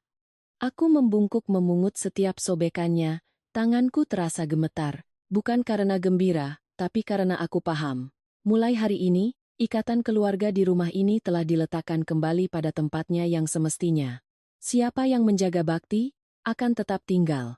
Siapa yang menjaga keserakahan, akan melangkah pergi dengan sendirinya. Setelah Pak Sugiarto meninggalkan rumah, Mas Haryo tidak pernah lagi pulang kampung. Mbak Ririn juga bungkam, tidak menelepon, tidak mengirim pesan permintaan maaf. Adi dan Santi diam-diam kembali ke kota sore itu juga. Sedangkan Bimo, yang pernah merusak ruang doa, berdiri lama sekali di gerbang sebelum akhirnya menunduk dan pergi. Bu Wati tidak memanggilnya kembali. Hari-hari berikutnya, rumah menjadi begitu sunyi. Aku menyapu halaman, mengganti pot melati yang pecah, dan membersihkan setiap sisa abu di ruang doa. Bingkai foto Mas Bagus kuganti dengan kaca yang baru. Tapi retakan di hati ibu, tak ada yang bisa menggantinya. Ibu tetap makan, minum obat, dan mengunyah sirih. Tapi di sore hari, terkadang aku melihatnya menatap ke arah gerbang lama sekali. Kabar demi kabar berdatangan seperti angin musim kemarau. Proyek besar Mas Haryo gagal karena ia dituntut oleh pemilik proyek akibat material yang tidak sesuai spesifikasi. Utang sebesar 1,5 miliar rupiah tak bisa lagi ia bayar, rumahnya di Jakarta disita bank. Pria yang dulu pulang dengan mobil mengilap, kini menjadi kuli bangunan di sebuah proyek kecil. Bajunya penuh noda semen, wajahnya selalu menunduk. Mbak Ririn, yang dulu mengeluh dapur kampung panas dan jalanan becek, mengemasi perhiasannya dan pulang ke rumah orang tuanya. Kabarnya, ia pergi merantau bersama seorang kenalan bisnisnya. Hidup memang aneh. Saat punya uang, saling memanggil suami istri. Saat bangkrut, satu helaan napas pun terasa begitu jauh. Adi dan Santi juga tidak lebih baik. Stok baju di gudang mereka disita oleh penagih utang. Pasangan itu harus menjual mobil dan sofa baru mereka untuk membayar sisa utang sebesar 600 juta rupiah. Santi, yang dulu selalu siaran langsung menjual barang dengan tawa ceria, kini berjualan di pasar dengan barang-barang obral. Pernah sekali Butini pulang dari pasar dan bercerita, kasihan juga melihatnya duduk di sana, laras, wajahnya murung sekali. Tapi kalau ingat mulutnya dulu, ya sudahlah, hukum alam tidak perlu kita yang menghakimi. Sedangkan Bimo dihukum karena membuat keributan dan masih terjerat beberapa utang. Tak ada lagi yang mau menebusnya. Ia terpaksa ikut temannya menjadi kuli panggul di pelabuhan, setiap bulan mengirim sedikit uang untuk mencicil utangnya. Sebelum pergi, ia menitip pesan permintaan maaf untuk ibu. Ibu mendengarnya, hanya duduk diam, lalu menyuruhku mendoakan Mas Bagus. Menjelang Lebaran, perpustakaan kecil di atas tanah yang dihibahkan ibu mulai selesai dibangun. Anak-anak di kampung berlarian melihat rak-rak buku yang baru, mata mereka berbinar-binar. Pak Warto berdiri sambil tersenyum, berkata pada ibu, Bu Wati, tanah ini ternyata memang membawa berkah. Tidak menjadi uang untuk diperebutkan orang dewasa, tapi menjadi ilmu untuk anak-anak. Mendengar itu, untuk pertama kalinya setelah sekian lama, ibu tersenyum sangat tipis. Suatu sore di H2 Lebaran, aku sedang membuat lontong di dapur ketika melihat bayangan seseorang berdiri ragu-ragu di depan gerbang. Kuperhatikan baik-baik, ternyata itu Mas Haryo. Ia kurus sekali, pakaian kerjanya sudah lusuh, sandalnya penuh tanah kering. Ia tidak masuk, hanya berdiri di luar menatap rumah tua ini, menatap pohon melati yang baru kutanam di halaman. Bu Wati juga melihatnya. Ibu duduk diam sejenak, lalu berkata padaku, Laras, ambilkan kakakmu sepasang lontong, sepotong rendang, dan beberapa buah jeruk dari kebun. Aku ragu. Bu, apa saya perlu memanggilnya masuk? Ibu menatap ke arah gerbang. Matanya memerah tapi suaranya tetap tegar. Dia masih malu, biarkan saja dia di situ. Kamu antarkan untuknya. Katakan padanya, kalau lapar, pulanglah untuk makan. Kalau sakit, ibu tidak akan membiarkannya. Tapi soal tanah, ibu tidak akan memberikannya lagi. Memberikannya lagi bukan berarti sayang, tapi justru mencelakakannya. Aku membawa bungkusan itu ke gerbang. Mas Haryo menerimanya dengan kedua tangan. Pria yang pernah menyebutku orang luar itu kini berdiri di hadapanku tanpa berani mengangkat kepala. Ia berkata sangat pelan, Laras, Mas minta maaf. Aku tak tahu harus menjawab apa. Aku hanya berkata, "Ibu masih menyisakan makanan untuk Mas, kalau suatu hari Mas benar-benar ingin pulang." Ia menunduk sangat dalam, lalu berbalik pergi. Bayangannya memanjang di atas jalanan tanah, terlihat begitu kecil dan menyedihkan. Lebaran tahun itu, rumah kami tidak ramai, tapi hangat. Ibu duduk di teras, memandangi anak-anak yang membaca buku di perpustakaan. Aku menata hidangan untuk mendoakan almarhum Bapa dan Mas Bagus. Ada opor ayam, rendang, sayur lodeh, dan sepasang lontong. Asap dupa mengepul perlahan. Aku merasa hatiku lebih ringan setelah bertahun-tahun. Aku masih seorang menantu janda. Tapi di rumah ini, aku menemukan keluarga yang sesungguhnya.